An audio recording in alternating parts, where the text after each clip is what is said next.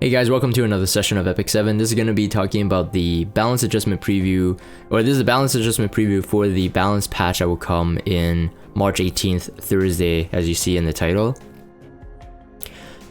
I would say this one is not as big as a couple of the ones, especially our limited ones, the Landy Cerise one, the Briar Witch of Sirius Spez one as well. I would say this one is not as big, although I do see that, it's just right. I would say none of these upgrades or none of these buffs are gonna tip those heroes into a overpowered meta, which is good. It's going to give them more use. I'll discuss each of them as we go down. And Soul Weaver Sagittarius class, we're getting an adjustment there. Very nice to see. The last time we saw an adjustment like that was to the mages. I think it was to Cancer mages and Aquarius mages. So we haven't seen a star sign upgrade in a while, so we're going to talk about that. I think that's going to be a very, very big influence, especially on DJB, as we talk about his kit. So the new DJB, or updated DJB, increased healing no matter what. So heals all allies as the caster uses a skill, so any skill. Before it was just the S1 Desert Wind, but now same proportions in terms of healing, but you have increased healing. So my suspicion is that it's going to be good enough to actually call him a Soul Weaver. Like he'll actually be able to heal well. I'm pretty sure without the need of Celestine, without the need of he doesn't, well, I guess you could have used Rod. No one really used Rod, but most people went with Water's Origin, and I think Water's Origin still could be his go-to, but seeing that he's just gonna be a way better Ray, with the star sign change, he's gonna get an increased effect resist, and he can CR boost, so he's gonna be better than Ray in a lot of cases. And he can already stun with Desert Wind anyway, so he has some support elements, and he'll probably be able to cycle quick. I think Water's Origin can still work because like Last Rider Crow will skip the damage mitigation. The buff on the Bastet Roar, I didn't even know that was that's the name, but anyways, when the skill is actually available, decrease the damage suffered from crew cut by 30%. So Assassin Sid Nuking, Assassin Collie, Soulburn Nuking most likely won't be able to one-shot him anymore, with 30% damage mitigation. When more than one damage reduction effect is granted, only as strong as it's applied, so it doesn't stack with like an adamant shield, it doesn't stack with any sort of other mitigation, just like CArmin's new mitigation. It's kind of interesting, but it won't stack with that, just so you guys know. Acquire 3 souls, very good to have. So now he will be a really good soul generator. Having that one extra is very nice. But so the awakening, so it's the same thing. So I think he's gonna have his place. Again, Ray's issue is that everybody had to be speed tuned to either be slower than Ray, but very close to Ray. So that your enemies don't cut in to the turn. That's what I felt that Ray's problem was. Although you have the immunity ready, but just in case they have a lot of damage, and they AoE you 3-4 times, Ray falls short. So in terms of if you do own DJB and you had built Ray, DJB now I think will be more consistent. And like I said, I mean, there's increased healing. We don't have the actual modifiers yet, but in my opinion, it's going to be just enough to make him a really good ML Soul Weaver. So I know a lot of people are saying that, oh man, Maid Chloe needs the buff and stuff, but in my opinion, DJB needed it more and for longer. So yeah, for those waiting on Maid Chloe buff, we're gonna have to wait a bit longer. Choux's buff was surprising. I think she always had potential. I think the issue is that she's not LQC. LQC I think is more consistent. This is before LQC's buff. I'm talking about like maybe season 2 of RTA. We didn't really see Choux much. I haven't seen her once in season 3. But I don't know, I'm not really 100% convinced that this will be a buff she wanted. for RTA. So RTA, we're currently at a place. I mean, like G Pergus or General Pergus has been now pretty popular in the highest end RTA, and then trickling down now, everybody's kind of picking him up. I heard last day someone was saying that someone in like bronze or something is drafting General Pergus. General Pergus has always been usable in terms of like if they're, you know, picking so much AoE, General Pergus will be good. And so therefore single target damage dealers become a counter to General Pergus. At least that's one way to deal with him. But then if General Pergus is stacked with people with Guiding Light, with Spec Tenny, then your single target heroes suffer as well, or they can just very well just ban your General Pergus too. So in terms of single target heroes, and I made this comment on my own stream, so I'm not afraid to share this. This is why I feel Fire Ken is weak as well. Suffers the same thing, and it's because it's mainly focused on single target. Single target heroes are okay. Like LQC, we see there's definitely uses there. Rylet, Remnant Violet, definitely uses there. I'm not saying single target is bad, but definitely just some limitations. I think most people like drafting AoE just to make sure they get every type of, you know, benefit that they could. Regardless, Choux' upgrade is really good. A critical hit will now double the focus gained, and if you have 5 focus, it consumes it, but it resets Floosh. So the defense penetration skill, I mean, she is in a way nicer than Fire Ken, because I think Fire Ken's issue is that yes, even though he does a lot of death breaks, he can ignore resist, which is fantastic. His issue is that he's too quote-unquote selfish, as in he doesn't support any team-wide. If you're single target damage, you ideally have to have some AoE sometimes. So like LQC conditional AoE, Fire Robbie conditional AoE. You ideally have to have some AoE self-splash in there, or some team-wide support. That's why I feel that in the current meta, if you're single target DPS, you can't be all about yourself. And yes, even though you can say that, you know, a death break is kind of team-wide support because you help other people to kill the opponent quicker. What I mean is, like, you know, Alencia, this is why Alencia is like still relatively good. She's not drafted as much as in season 2, but she's still relatively good. TY support and team-wide support in terms of the defense buff, strip, and then she can single target defense break. So in that case, like, Alencia always beats Fire Ken to me. Of course, these subjects, in my opinion, they're all up to debate depending on the player. But I'm saying that that's what I'm seeing, and that's what I experienced myself. I think that with this upgrade on Choux, I mean, she's gonna do massive damage. I think Sigurd's Scythe is gonna be one of her favorites too, just because she could turn cycle it quicker. And if you're able to penetrate the defense by 50% now, well, 50% all the time, no condition, Sigurd's Scythe is going to be very good on her. She's going to be hard to kill. She's going to do a lot of damage. Maybe even a counter set on her for funds. That'd be kind of good because she can gain more focus quicker. Being a single target and all that, she probably wants some sort of self-sustain. That's why Remnant Violet is usually now on lifesteal set, at least in RTA. Being a single target hero, you need to have some kind of sustaining ability, in my opinion. Now we'll see what it's like on the next season. So anyways, my summary on Choux is that very good buff. Not sure yet. We might see her peek her head a bit in RTA. I don't foresee it to be super like meta, but who knows, right? Crimson Armin, very nice. I think a lot of people are very hyped for this one. In my opinion, I think it's a good buff, but it's a good buff. I'll just leave it at that. I don't have a more opinion on this. 100% chance to provoke for 1 turn. Very nice to have. I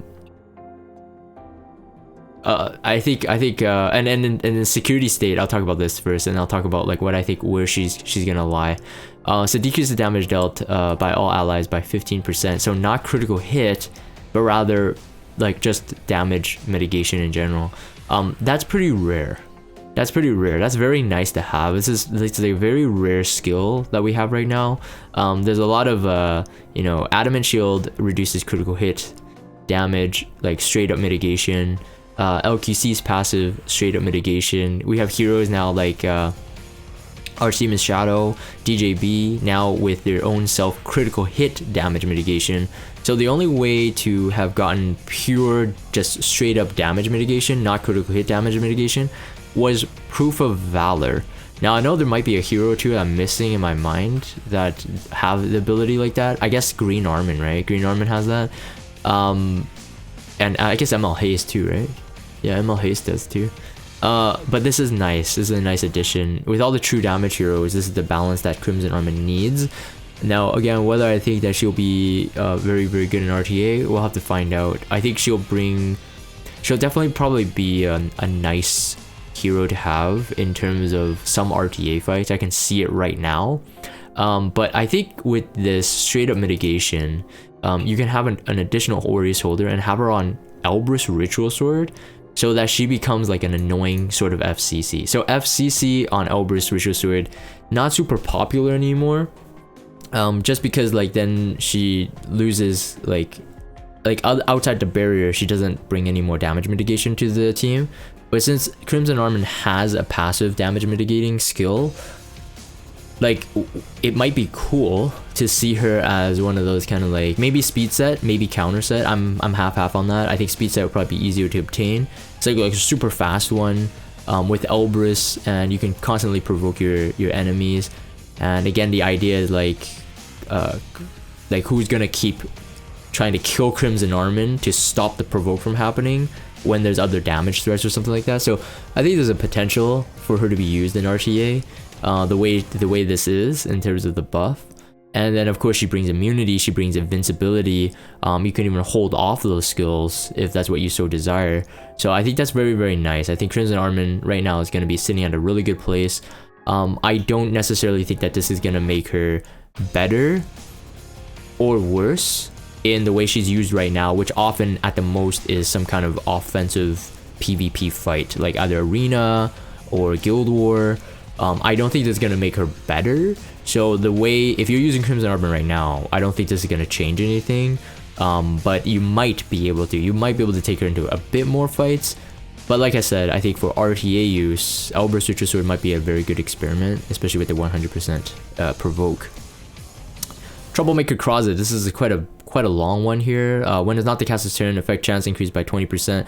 The stun, I think he's going to be interesting as well. I was owned by Troublemaker CArmin in RTA once.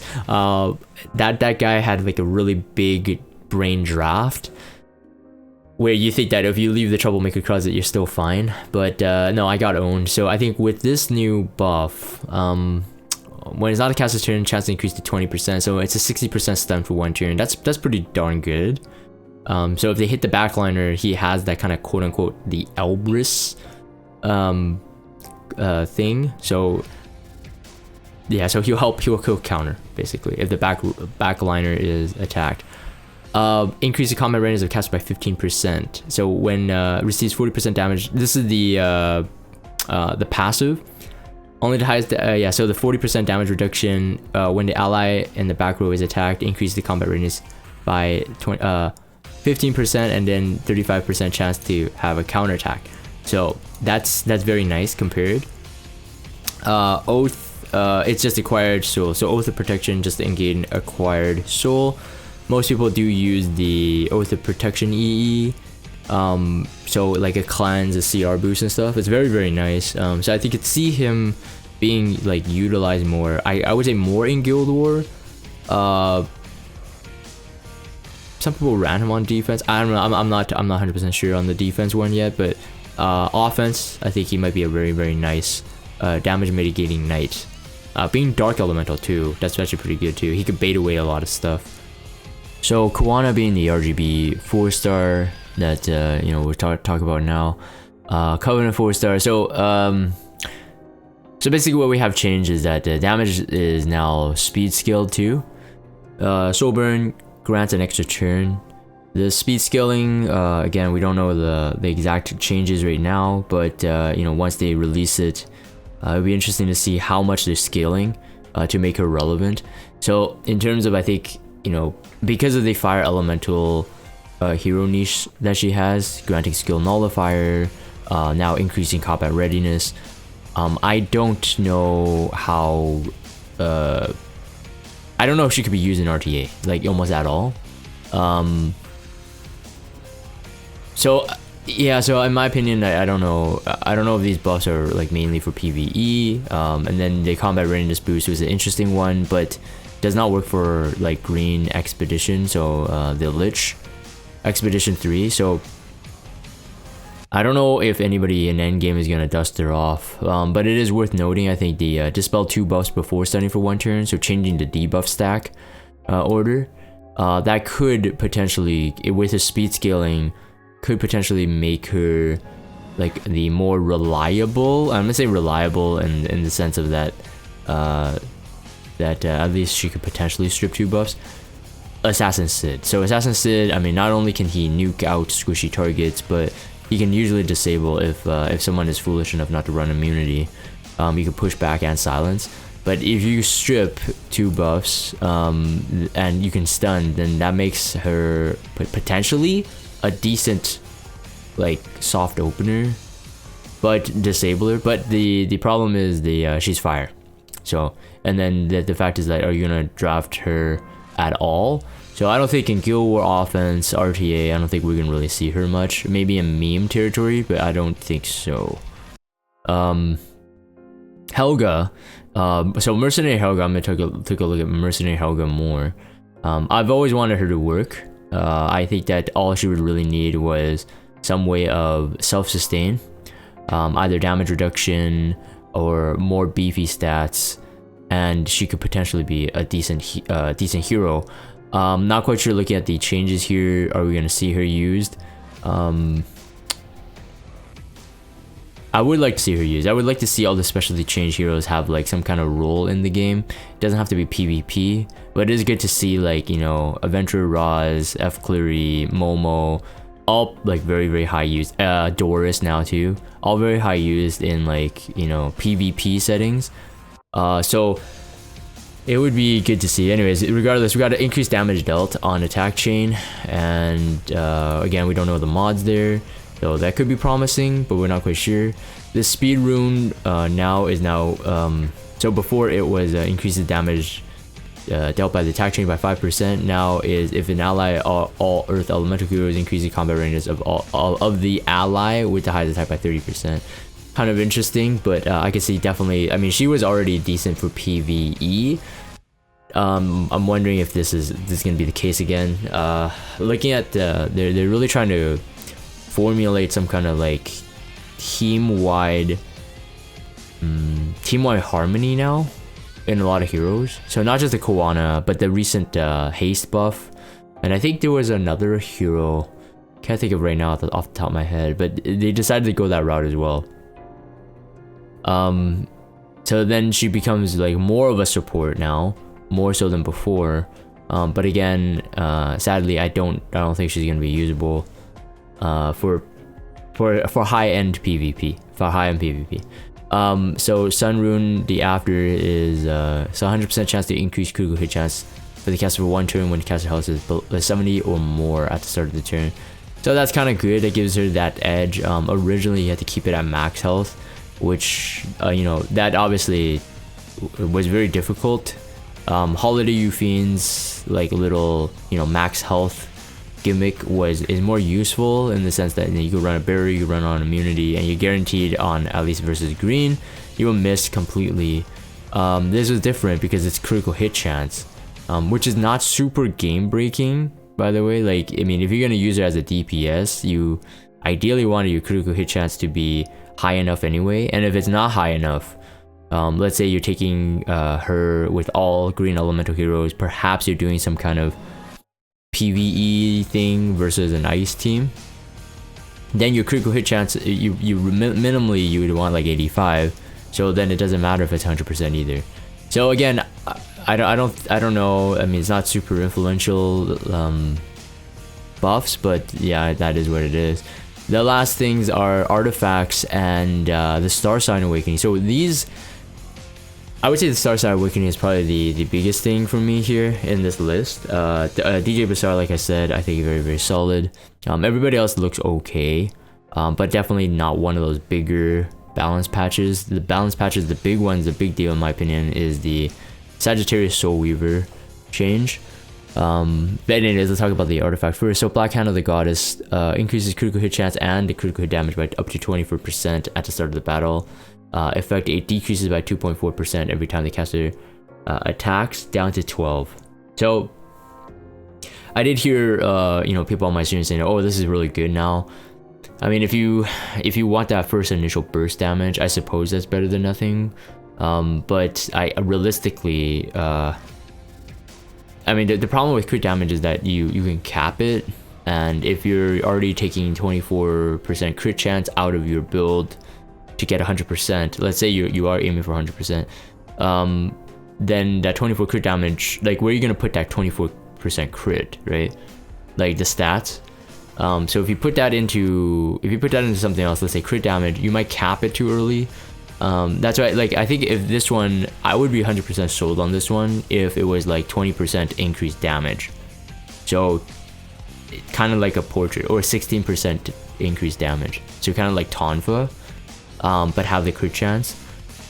The crit damage is still fine, I think. But Black Hand of the Goddess is a mage artifact, and so far we don't have any HP scaling mages, I believe. I don't think so.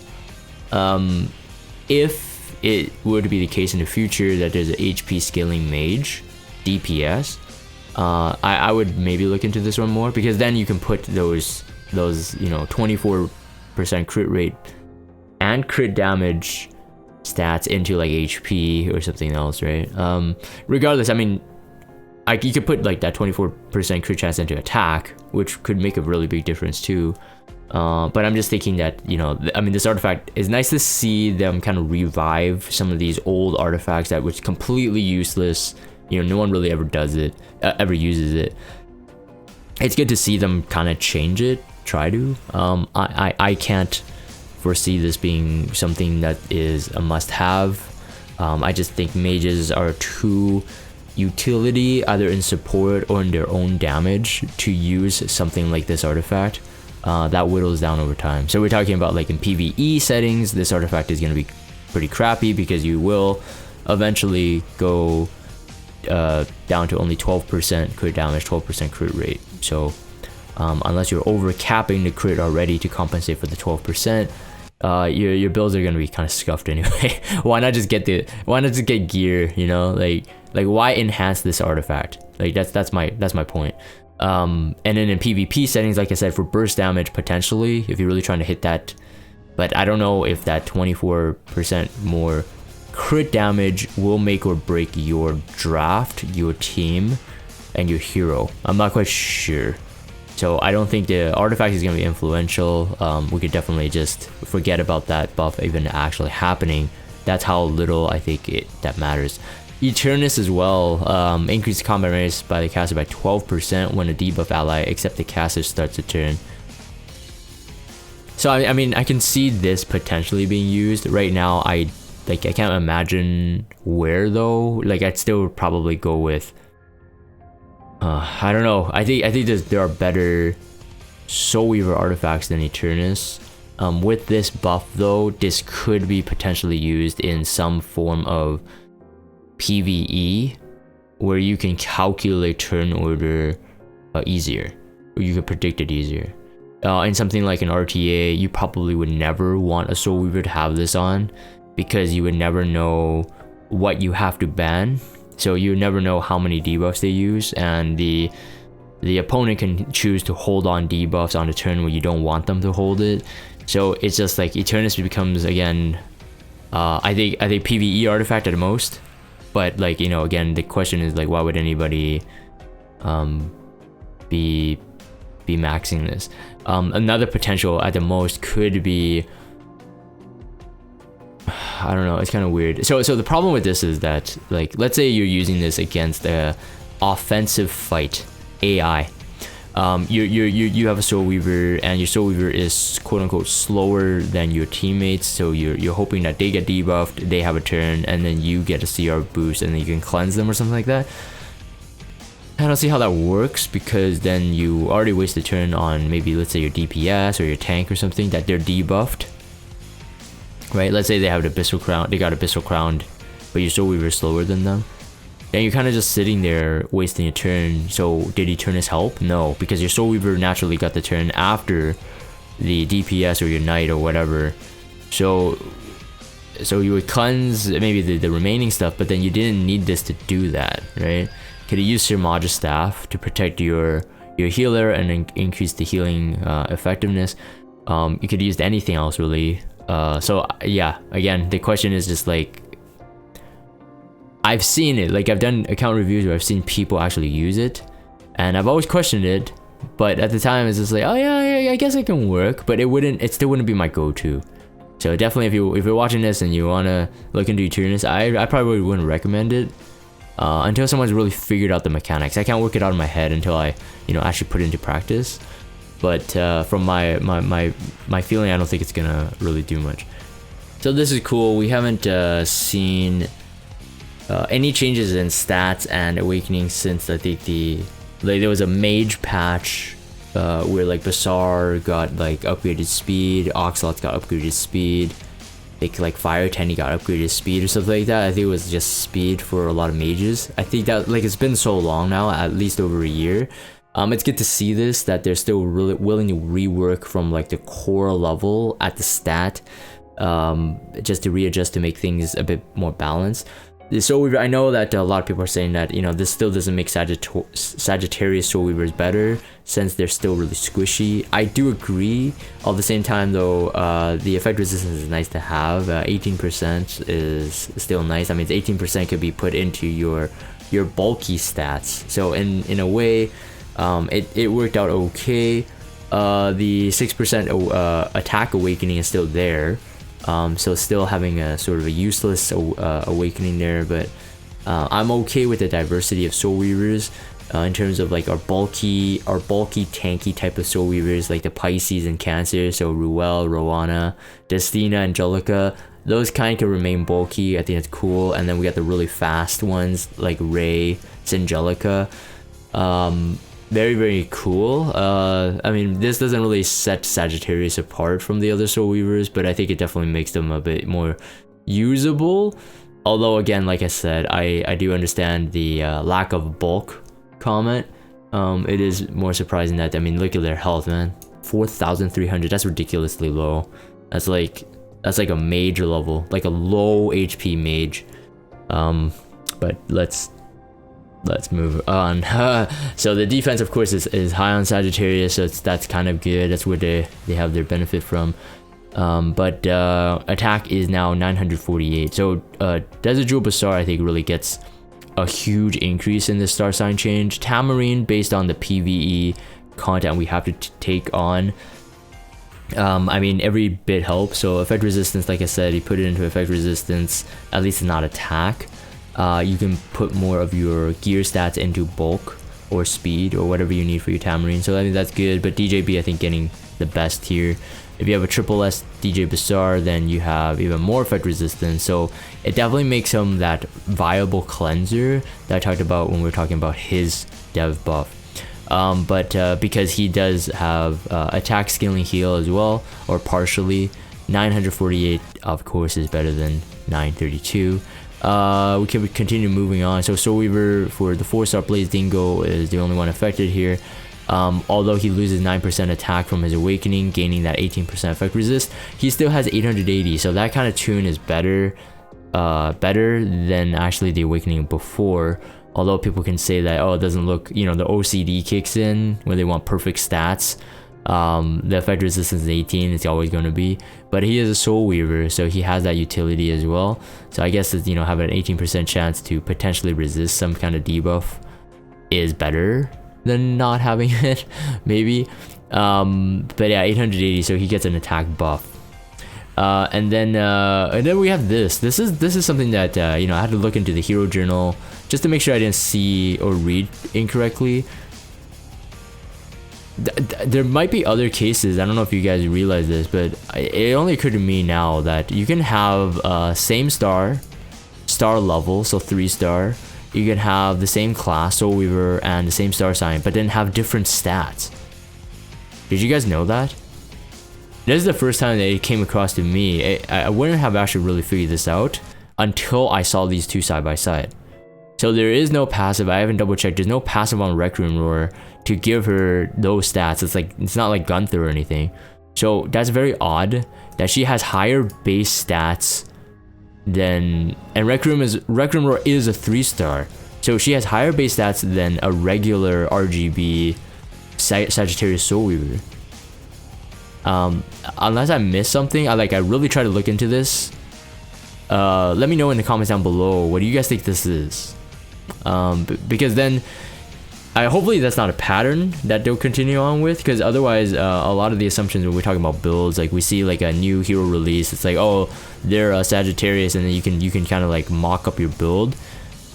I don't know what deviated this. Maybe it's because she's an old character, but it's definitely different. You can take a look at it. Rec Room Roar has all better stats, right?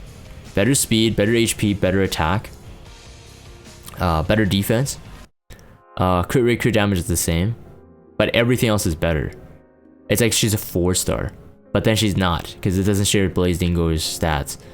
So it's odd. It's odd. Anyways, so that's pretty much it for my thoughts on the dev notes. Not a big one in my opinion. To sum up, it's not a really big one. I think Choux potentially kind of interesting. Crimson Armin I think will be Crimson Armin, Troublemaker CArmin, and then the DJB will definitely be the ones that we'll dust off and relook at in terms of where they're going to be used in PvP.